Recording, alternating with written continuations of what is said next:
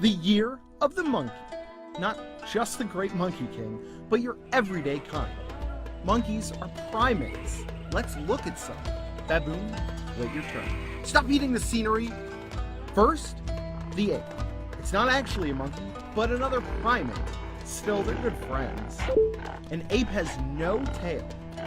Let's meet our two favorite great apes. The gorilla. No, please don't shake the camera. Our other favorite great ape, the chimpanzee. They eat everything they can, similar to some of us. Maybe even too similar. Matt, it's year of the rooster. What's a rooster? The rooster wakes up the world. How do they do that? In China, the rooster says, woo woo woo! Well, in America, we say cock-a-doodle-doo. Nithya, what's the sound the rooster makes? In India, the murga says, "Cuckoo." Okay. And that is the world today. I'm Asiye Namdar. What is the sound the rooster makes? In Iran, Khurus says, "Kukuliku." What we'd really love is for you to send us how the rooster sounds where you're from. Shoot it over to us, record yourself audio and video doing it, and we're going to post it to our Facebook, our Twitter, and our Weibo accounts. And the last thing, 新年快乐, 新年大吉. How's that? It was great. Great. Mana, we've been here before. We just want the truth. So Mona, do you have a dog? Yeah, yes I do. Show us a picture. Yeah, let me see if I can get you that picture. Lucky, come here. Woo! Oh, good boy. He is the cutest dog I've ever seen. Look at this cute little I want one face. just like him. Now, do you know why it is year of the dog? Wait, I mean, he's perfect and all, but why are we celebrating? Matt, zodiac represents human spirit. So what we love about dogs is what we love about humans. We love people who are loyal, who are energetic, and who can make people happy. That's the reason why we love about dogs. Do I get a treat? We both do.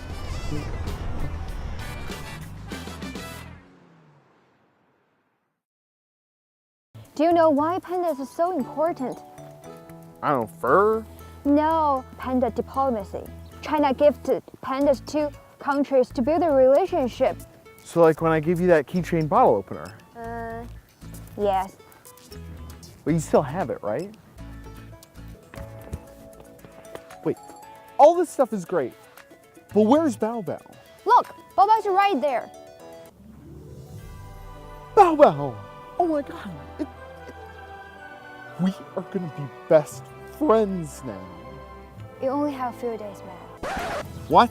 All pandas born outside China must return after 4 years. Baba is going home. But we just became friends.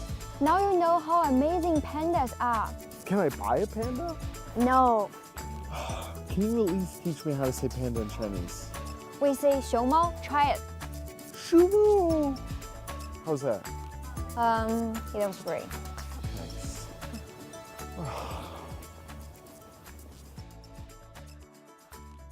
You had a fascination with China as a child. Can you talk a little bit about that? Well, I did. I had my favorite uncle was in the U.S. Navy, and he was in China a good bit during the time when I was growing up in the 1920s and 30s. And then in the 1940s, I was in the U.S. Navy. I was a submarine officer. Should President Obama give Edward Snowden a pardon before he leaves office? Well, first of all, just, you see, that's the problem with media in the country, is that none of these people have seen the movie. And that's the key, that's what the object is. I mean, to see the movie, to understand a bit more about the situation. Captain Sullenberger, I have to ask you this, and this is the fate of Malaysian Airlines Flight 370. That's the plane that disappeared over the South China Sea. It was on a flight from Kuala Lumpur to Beijing. It's being called the biggest mystery in aviation history. And it remains so. So little is known. And what's particularly interesting is how much we've been to extrapolate from what few data points are available. And that's primarily from those satellite handshakes to determine approximately where to begin looking for this airplane. And that's still in a very large area encompassing 20,000 plus square miles. I think eventually the wreckage is likely to be found. Forensic examination of the entire aircraft and hopefully analysis of the recorders will provide some information about what happened. I think the more difficult part is going to be to determine how and why and by whom. Olivier was hit by a rocket-propelled grenade. It was when we were covering the battle for Sirte. It was the third day of the battle. It was a particularly bloody day. I was at the field hospital all day. It was the safe place for journalists. It was where we'd all sort of congregated, and it was definitely the safest position for us all to be at. And so we were all hanging around there, and there was a lot of people being killed on that day, a lot of dead fighters, a lot of injured fighters coming in, and then suddenly a vehicle arrives at the field hospital, and as they lifted the body out of the car, and I say body because his head lolled back as if he was dead, and I saw it was Olivier, and he'd been hit by an RPG, and his body had been literally ripped to pieces by shrapnel. But I was very well supported by a group of journalists that were with us. Jim was one of them, a very good friend of mine from AFP also. I just simply couldn't have survived in that moment. My whole world fell to pieces. I thought my partner was dead or going to die. And I was supported by these amazing journalists who really helped me at that terrible moment. The United States went to war was because of weapons of mass destruction, which the US believed Saddam Hussein allegedly had. We know now that that was not the case. Right. When you asked him about that, what did he say? He said, you found Saddam Hussein. You found a traitor to turn in Saddam Hussein. Why don't you find another traitor to tell you where this WMD is? You established some kind of rapport with him yes. At that point. Was he being forthright with you? Yes, I believe so. One of the difficulties in talking to Saddam Hussein, though, was that even when he was telling you the truth, he was so secretive and so suspicious that you kind of walked away thinking, this man's lying to me. There's something not right about this. Saddam was portrayed to the world as a man who was a threat, not just to the United States, but to the world as well. But you say different after talking to him. You say that the United States had misread him, that he saw himself and the United States as natural allies in a fight against extremism. Yeah. You know, I asked him, we were talking about 9/11, and I said to him, what was your reaction to 9/11? What were your thoughts on that? And he said, I was relieved. I said, what do you mean? He said, well, I was relieved that finally the United States would now see that the enemies, the people that knocked down their buildings, were the same enemies that I was dealing with here in Iraq and in this region, and that, you know, we both had the same enemies.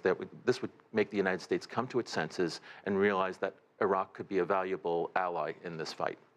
Numbers of black men and children who have been shot by police officers and have it caught on camera right on up to this very day when the National Collegiate Athletic Association has pulled 7 tournaments out of North Carolina behind the transgender issue, which is another human rights issue in this country. So Colin is right in where he is dealing with these issues straight up, and he's not wrong for doing so. Governor, you've taken a very strong stand against the use of the name Washington Redskins. You made it clear that you want that changed. It hasn't been changed yet.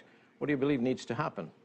Well, it's got to come from them, and, you know, certainly political pressure can hopefully inspire them to do the right thing. I mean, the name itself is offensive. I worked in the NFL. I did broadcast radio for the Tampa Bay Buccaneers back in '89 and '90, and then I did 1 year with the Minnesota Vikings. And I remember even back then when I would do radio, I made a conscious decision myself. I said I will only refer to Washington by their name. I will not use the nickname. So whenever I'd talk on the radio back then, I would simply say, well, Gene, we're going to be playing Washington next week. And I would never refer to it because it's an offensive name in the fact that it honors genocide. Now that diplomatic relations have been restored and we see the Cuban flag flying there behind you, what do you believe are the priorities for the two countries? The priorities for me would be lifting the embargo and lifting the travel ban and getting these bills passed through Congress.